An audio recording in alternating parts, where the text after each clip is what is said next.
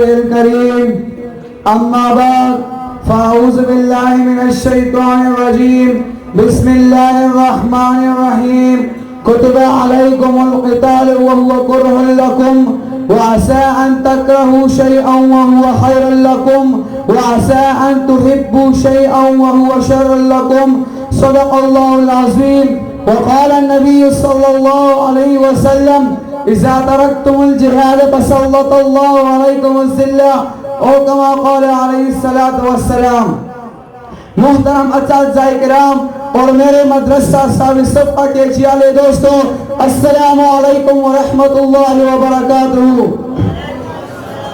آج میں آپ حضرات کے سامنے ترک جہاد کے وبال سے اپنے ناقص خیالات کا اظہار کرانا چاہتا ہوں. سامعین محترم، جہاد فی سبیل اللہ کو اسلامی تعلیمات میں بنیادی حیثیت حاصل ہے اور اس کے پشت پر قرآن و سنت کے ٹھوس اور محکم دلائل کی مضبوط چٹان ہے اور اس کا منکر بلا شبہ کافر ہے اور اس میں کوتاہی اور سستی برتنا فعل شنیع ہے. رب کریم کا اعلان ہے کتب علیکم القتال، تم پر جہاد فرض کر دیا گیا ہے. میرے نبی صلی اللہ علیہ وسلم نے فرمایا اذا ترکتم الجہاد فسلط اللہ علیکم الذلہ، یعنی جب تم جہاد کو چھوڑ بیٹھو گے تو اللہ تعالیٰ تم پر اپنی ذلت مسلط کر دے گا.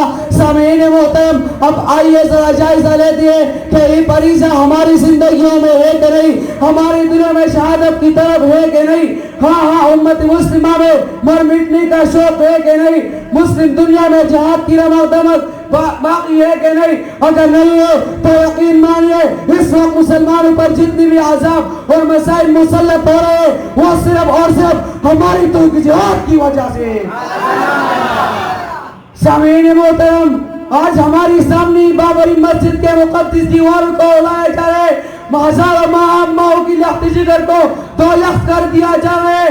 رب کے کلمہ پڑھنے والوں پر بم برسائی جا رہی ہے. پوری دنیا کے اوپر ایک پلیٹ فارم میں جمع ہو رہی ہے، مگر افسوس، سدا افسوس، پھر بھی ہم اپلب کی نیند سو رہی ہے. ہماری ایمان غیرت اب بھی بیدار نہیں ہو رہا، ہمارے اندر اب بھی جذبہ جہاد پیدا نہیں ہو رہا.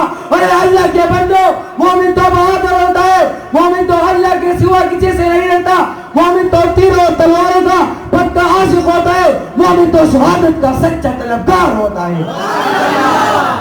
بقول شاعر، یہ شعر زمانے میں مشہور ہے ہمارا، سر دنیا عبادت ہے دستور ہے ہمارا، کٹا کر گردنیں بتلا گئی کربلا والے، کسی بندے کے آگے جھک نہیں سکتے خدا والے. سامعین محترم، میری بات سن لیجئے، سمجھ لیجئے اور ذہن میں اتار لیجئے کہ کامل مسلمان بننے کے لیے جذبہ جہاد اتنا ہی ضروری ہے جتنا جسم کے لیے روح، سورج کے لیے چمک، جان کے لیے دمک اور دل کے لیے داد ضروری ہے. جس میں چمک نہ ہوا چاند ہی کیا، جس میں دمک نہ ہوا سورج ہی کیا، جس میں دمک نہ ہوا دل ہی کیا، جس میں روح نہ ہوا جسم ہی کیا، جس میں جذبہ جہاد نہ ہو وہ مسلمان ہی کیا. اور مسلمانوں، اور خالد بن ولید کے ثبوت ہو چلو اور ایمانی تلوار لے کر میدان کے رفتار میں کود پڑو اور سامراجی طاقتوں کے خلاف، قادیانت کے خلاف اور ظالم حکمرانوں کے خلاف اعلان جہاد بلند کر لو اور اقوام عالم کو باور کرا دو کہ اسلام کی فطرت میں قدرت نے لچک دی ہے.